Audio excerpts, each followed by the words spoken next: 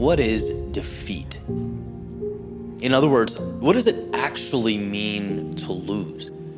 My buddy sent me a post today from X that said simply, until death, all defeat is psychological. Why? Well, because if there is air in your lungs, there's an opportunity to find a solution, to move forward, to connect all those dots that will ultimately change your life. But here's the catch. This is the part that I think we often miss. We think defeat is something life gives us, bestowed upon us by the world. It's a letter we get in the mail. When in reality, it's much simpler than that. Defeat is an internal decision. Defeat is looking around and quite simply saying no. It's saying, sure, I could have this.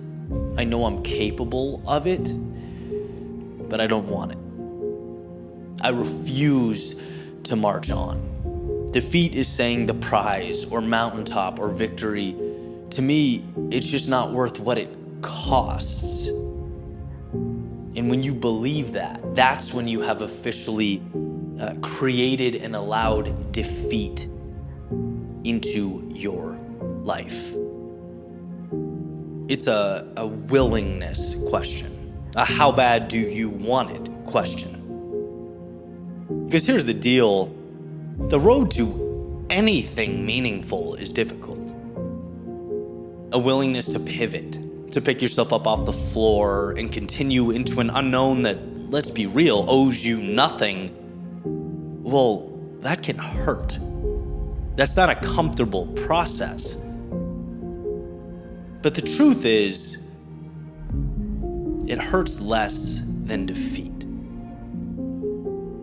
Waking up 2 hours earlier to find a way to build yourself up, to get ahead, that's far less painful than looking in the mirror and saying, yeah, I could have, but I didn't.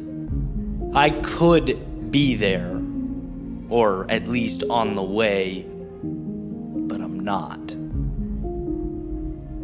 And it's amazing to me how the mind will rationalize. We can convince ourselves of anything, which is great when you're your own ally. But it's simultaneously devastating when you're your own worst enemy. The same circumstance that tells you to go can be interpreted as a reason to stop. The brain knows it's been 2 years since you started your business. It knows you've been working on your health for 6 months. It knows the process is taking longer than expected. And so, you're tasked with the interpretation of these data points. How do you interpret that information? What do you make of it? Is it, I've been at this for 2 years now. Think how far I've come. Think how much I've learned. I've positioned myself for success. I'm one decision away from massive momentum. It's not validation, but continued dedication that will carry me home. This is the path. Or is it, well, it's been 2 years. And if I can't do it in 2 years, then maybe I just can't do it. Maybe I should look for something easier. My pride hurts. I'm letting myself down. I look dumb, right? And the list goes on. That is the fork in the road that means everything. That's the maze that few find a way out of. Not, as previously said, of an inability to find the exit, but because of a lack of commitment to the twists and the turns. Is it, I've been working on my health for 6 months. Look at the foundation I've built. When I look in the mirror, sure, I don't necessarily see the results I wanted now, but the habits are there. I've made some progress. I've lost some weight. My ability to run has improved somewhat.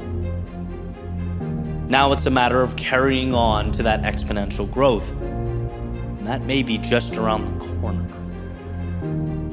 Or, just as in the previous example, is it, if I can't do it in 6 months, then maybe I can't do it. Might as well go back to McDonald's for lunch and ice cream after dinner every night. It's over. This is not for me. You see how both ways of talking are, at surface level, perfectly reasonable? Both make sense, complete sense.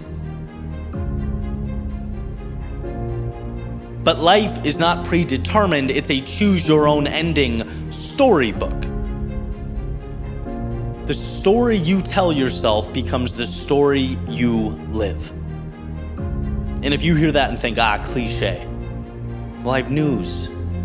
You're overlooking the magnitude and capability you have with regard to controlling your life and your destiny. Something like 5 years ago now, I created an ebook with some thoughts. And this is one that I continuously go back to. Quote, when I make myself the victim, I become resentful. When I make myself the hero, I become empowered. With such an array of outcomes, I am forever grateful for the ability to shape my own legacy. And it's summed up with the quote, if you aren't happy with the role you're playing, change it. Right? You don't have to be the one who gives in, who throws the towel or walks away. There's more around the corner if you're willing to walk around the corner. If you're willing to find it. See, we are in life who we believe ourselves to be. And you can take that greatness on. You can become the person who looks in the mirror and sees determination staring back, sees resilience looking you in the eyes. You can be that. You can become the person who finds the upside. And I promise you, that's an incredibly small group walking this earth. Most people do the inverse of that without realizing it. Either projecting their inability to move forward onto the outside world. We've all heard this, right? It's her fault, his fault, their fault, my boss's fault, the government's fault. Or it's simply not realizing that doing nothing is in fact a decision. When we make constant concessions, when we think the current moment was fate or destiny and not an invitation to something better, we are choosing to be less than we can be. And so my point here is pretty simple. Doing things that matter is hard. And it's hard because ruffling the feathers of the status quo comes with unknowns and obstacles. It provides a million off-ramps, reasons to settle or turn around. But to succumb to these outcomes is your decision, not the world's. Life isn't a treadmill with an off switch. If your feet stop moving, it's because your brain told them to stop. So as you make your way into the next unknown, all I ask is that you remind yourself how powerful you are. Not because you were granted that power, but because you have always been that powerful. An author of the greatest story ever told. Where perhaps, sure, you can't control every variable that's dropped in front of you, but you can control what those variables mean. You can't control all the factors that comprise the world around you, but you can control where your focus will be allocated and what you will build with what you find. Until death, all defeat is psychological. Until there is no more air in your lungs, stagnation is a choice. Until there is no more blood pumping through your veins, quitting is a decision. So ask yourself, what do you want to become? How far do you want to go? And then commit to the journey of arriving at that destination. Maybe it takes days, weeks, months, maybe years longer than you anticipated. But it will always be true that if you want it, it's yours. The key is in your pocket, the map is in your hand, and the road at your feet. Arrival at the destination means giving yourself permission to climb that mountain until you arrive at its peak. It's not letting go until you take in the view.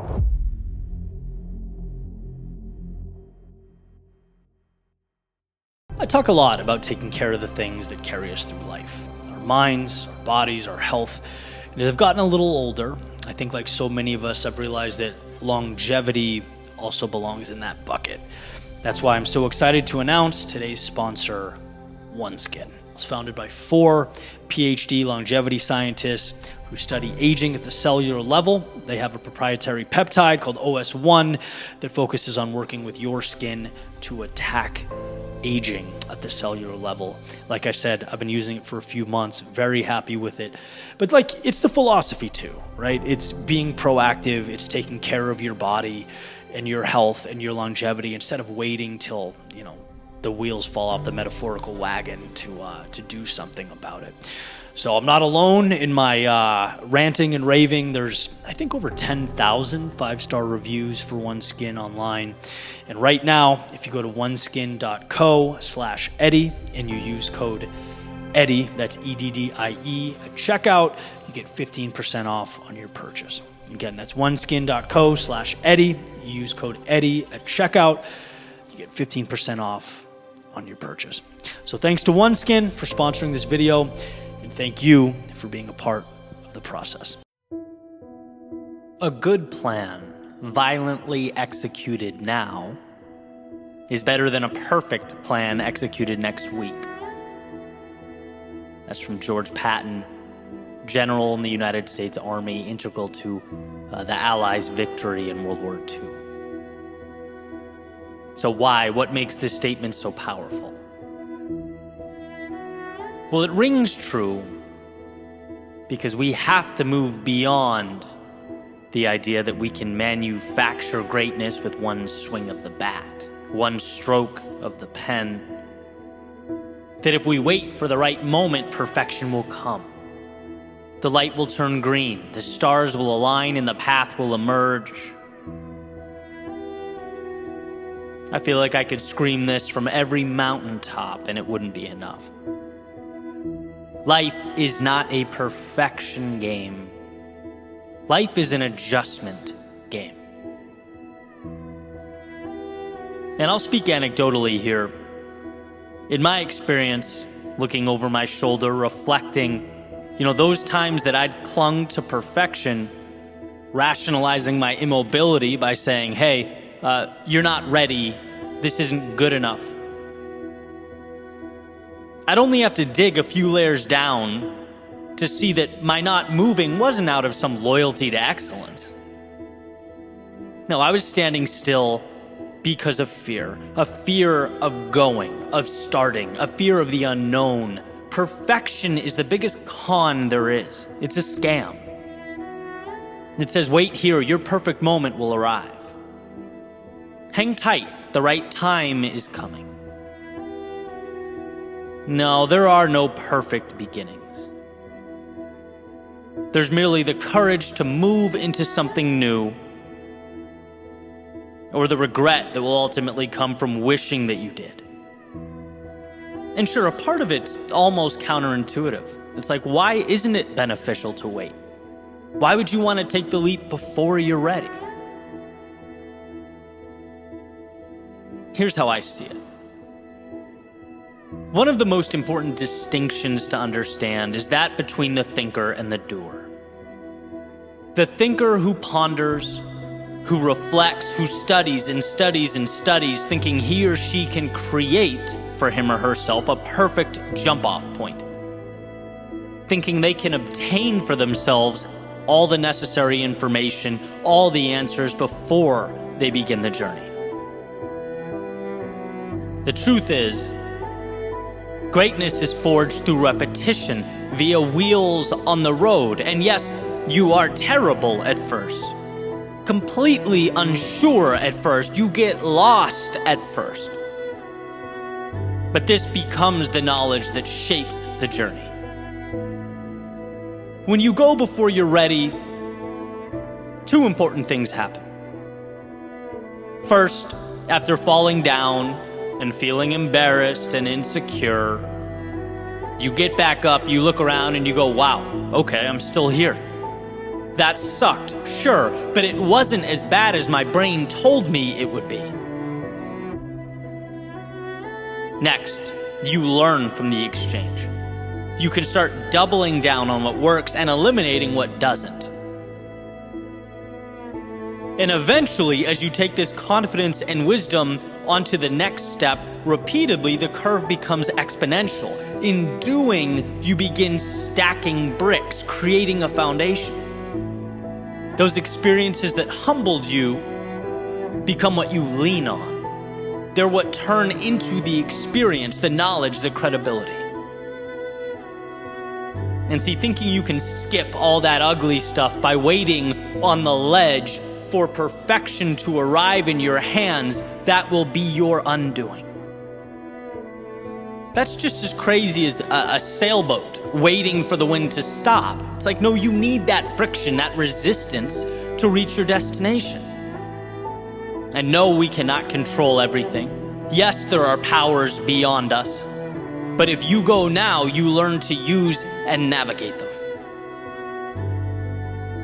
The greatest gift we can give ourselves is permission to go.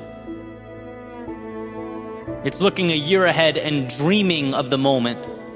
We pause and say, wow, what a year. The twists and turns, the lessons, the highs, the lows, the peak moments all brought me here. And how different here is from back there. How far I've come. Knowing, by the way, that life was never asking me for perfection, but rather a willingness to start, to dive in, to adapt along the way. I know a lot of people with businesses that exist in their minds, but not in reality. A lot of people in shape when they close their eyes, but not when they look in the mirror. A lot of people living their best lives when talking about the future, but not when they pull up to work on a Monday morning.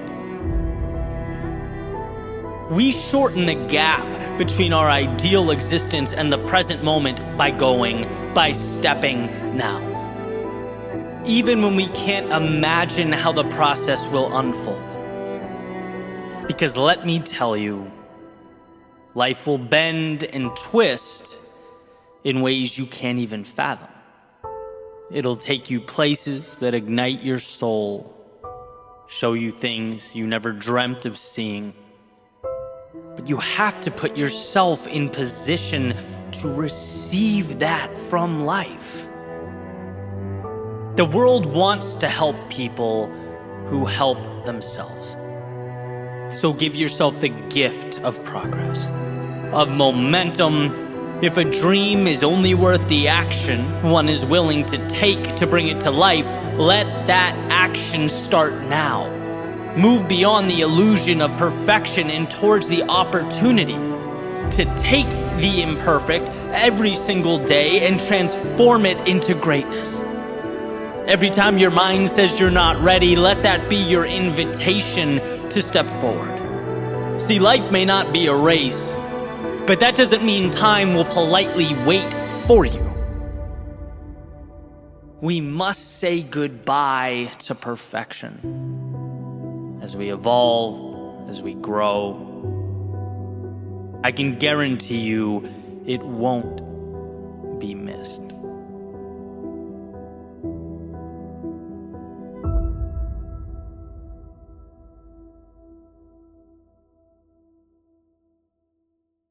There's a threshold you can't see.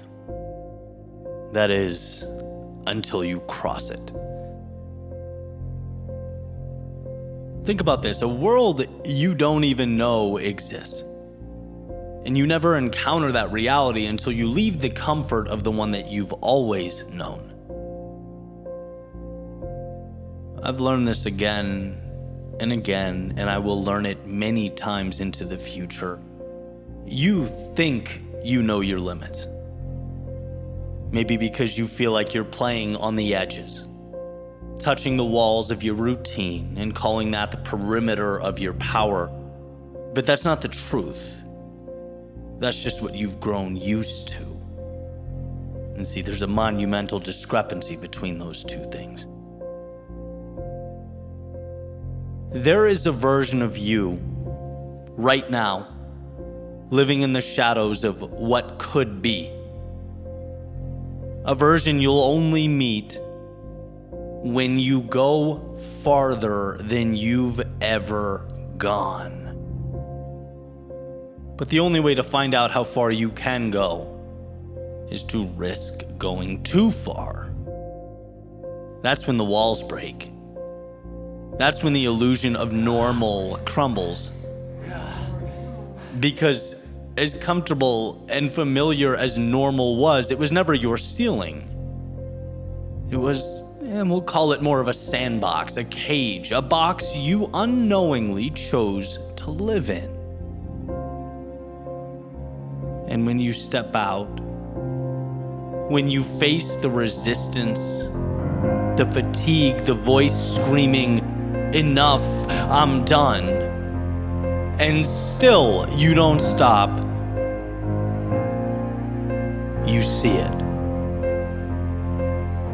For the first time, you feel it. Not some facade, not some made-up story or narrative. No, you come face to face with that version of you that has always been there, just buried, right beneath the comfort and fear and excuses, right beyond the normalcy that clouds our vision. This is the belly of the beast. And contrary to how I've thought in the past, contrary to maybe the easiest trap to fall into, that chaos is not there to break you. It's there to introduce you to the real you. The one who does not run from challenges, but instead walks towards them with open arms. Because in this place, you learn the most important lesson of all. You have been playing small. You've been living at half speed, simply telling yourself that it was full throttle. And maybe it wasn't intentional. Maybe you've wanted more all along. Well, surprise, this is your reminder that it's there. But unpacking it, unboxing it has to be intentional. Now that you know, once you've seen it, it can never be unseen. This is just the beginning, knocking down wall after wall, breaking barrier after barrier. So go. Don't go far. Go too far. Go further than feels necessary or rational. Go further than your mind in its present state can even comprehend, because that's the only way to find out how far you can truly go.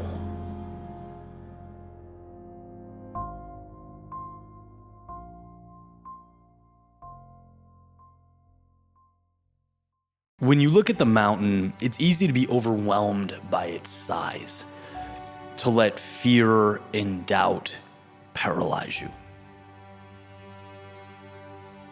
But what if I told you the summit is never reached in one heroic leap? It's conquered one quiet step at a time. One subtle movement into the abyss after another. It's not about the impossible. It's about seeing the impossible as what it truly is, shrinking it down, making it small enough to manage. So let's talk about taking the mask off of impossible and revealing what it is, those manageable pieces. And I've learned this truth, not in some grand lecture hall or because of years of school or the pages of a book, but in the echo of my own breath. doing, creating, building out in the world, right? Growing a business, putting my body through difficult tests, putting my mind through the battlefield that is self-discipline, and essentially commitment to the promises I make to myself. And that's what I want to echo today, how, one, we are capable of way more than we can possibly imagine. So let's just get that out of the way. We're all operating at a fraction of what we could be doing. And two, it's never about the obstacle ahead, the size of what waits before us. It's how we assess and internalize and break down those obstacles. It is doable. Again, your mind just has to perceive it as so. No one leaps a marathon, as much as we wish we could when we're tired and worn down and hurting, but we can't. But what we can do is utilize what's around us in a way that helps us win. We can rig the game in our favor. And so here's a quick example that I wanted to share. I like to put myself in these circumstances because it's truly an exercise in taking these giant things and turning them into very real, practical roadmaps. A few days ago, I did an afternoon bleacher workout in an empty stadium in Phoenix, Arizona.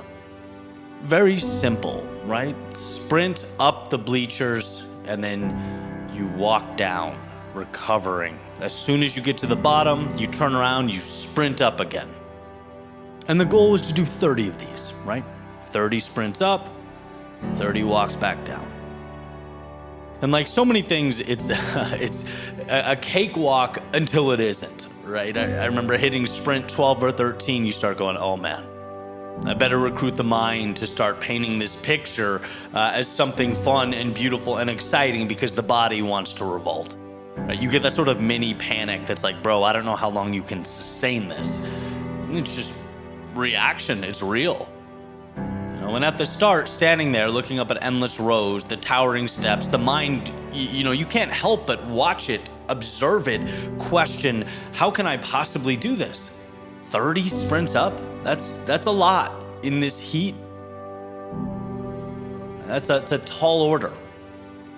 And on top of that, the hardest part is no one's around, right? I technically don't need to be there. Why not leave? Or why not do 20 instead of 30? What's keeping me committed to such a quote-unquote foolish pursuit? That, when I start engaging in suffering, is always the talk that goes on in my head, the negative self-talk, that whispering, again, you're not at gunpoint here, buddy. Walk away. But I think that's the secret of any great feat, right? Whether it's something as trivial as running up steps or, something as grandiose as starting a business, pursuing a degree, starting a family, raising kids, whatever it is, it's never accomplished all at once. It's never one single push, one massive effort. It's the ability to break it down, to divide it, to transform the colossal into manageable pieces. If you understand this, you possess a skill set that makes everything else in life doable. You're holding a key capable of opening any door. And on those stadium steps, I leaned heavily back into the games I used to play with numbers while running so many times in my past. I didn't think about 30 sprints. I thought about the first one, just one.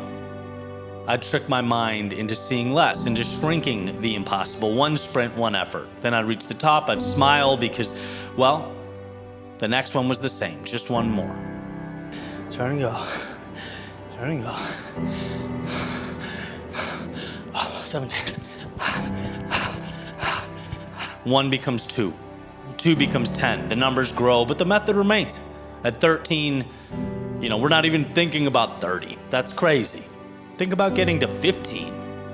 That's only 2 away. 2 sprints away. And then guess what? I'll be halfway. What a celebration. How amazing. What an honor. You're about to hit 15. Focus on that. We're only 5 away from that. It's all you think about.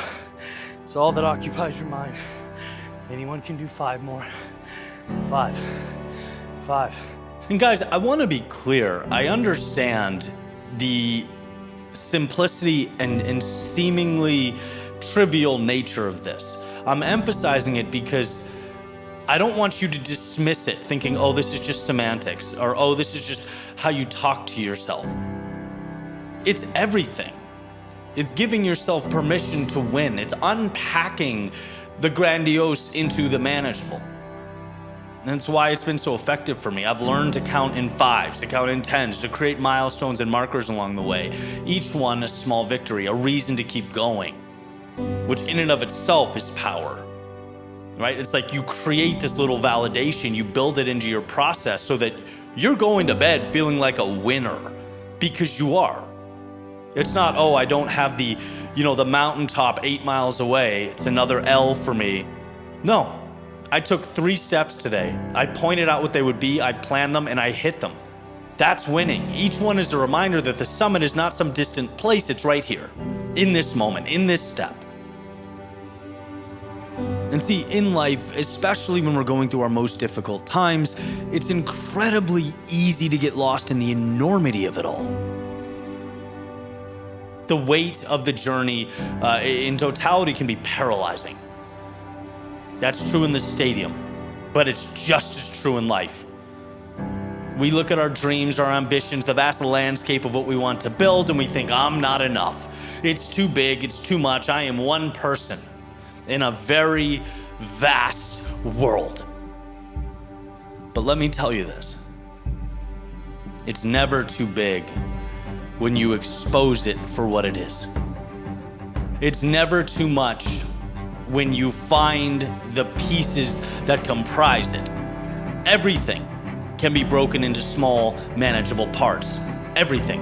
After all, that's what they are made of.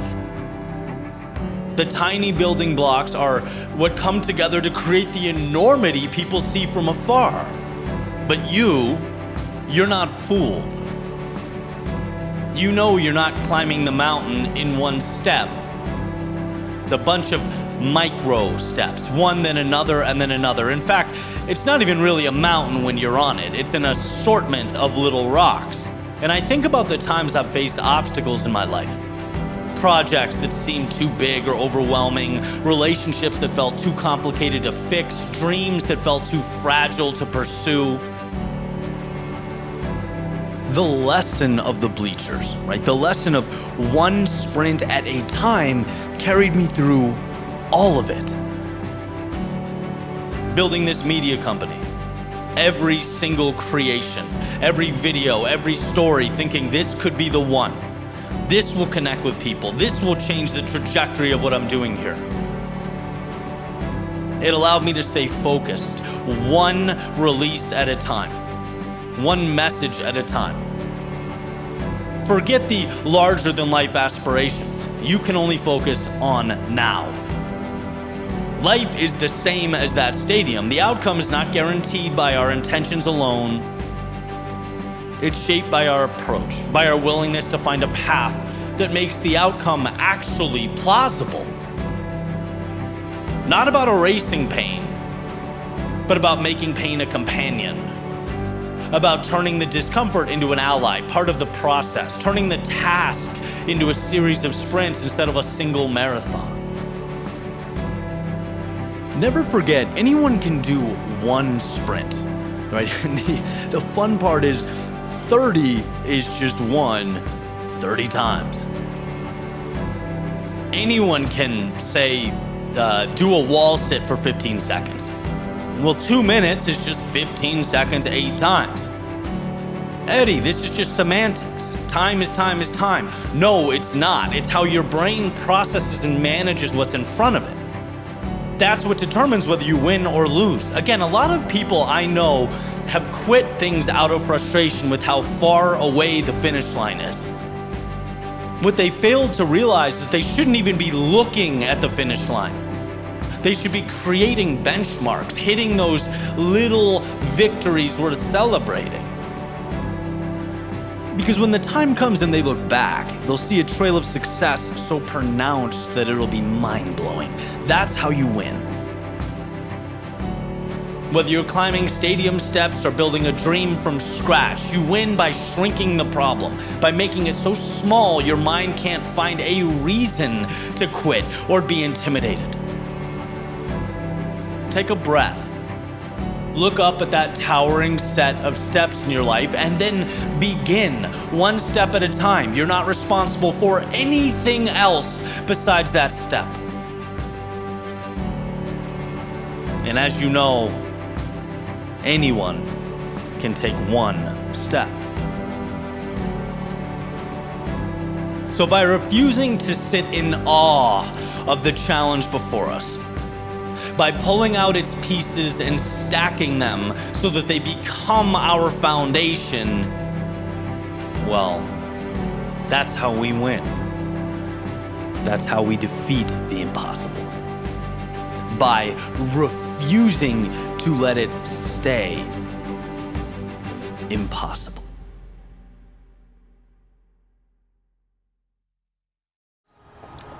So, question, how many best-selling books were almost written?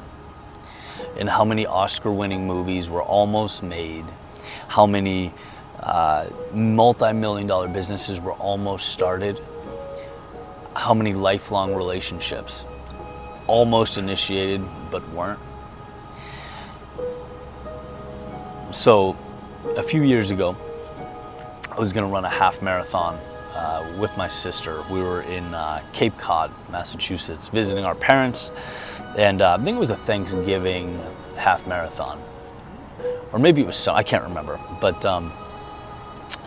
so I've been training and working towards it, and the day of the race, I'm super sick, like stuffed nose, all congested, coughing, and so obviously I'm kind of weighing the pros and cons and thinking, I'm not going to do this today. Right? It's unfortunate. I'll cheer my sister on. But as we get there, I think, what's the worst that could happen? Right? I have to walk. Who cares? So I lace up and I go, which seems like a very unremarkable thing until I start going and feeling really good. And I don't know how to rationalize that or why I felt so good. But it carried on throughout the entire race, and I ended up getting a personal best. And the reason that race stuck with me and I never forgot about it is because of how close I was to saying no. How close I was to missing what would have been the best run of my life at the time in that distance. And how many times in life we do the same thing. Like, how many times do we turn our backs on what would have completely transformed our world, or maybe not even quit before we began, but stopped early. Felt too much doubt and insecurity, became too impatient, and if we just hung on, right? Like, there's an idea that so many people gave up not knowing how close they were to the exact result they were looking for, when any action can bring you that much closer, and every day is another step towards that goal. So you have to remember that there's so many things in life that you're capable of bringing to the world that you're stopping just short of.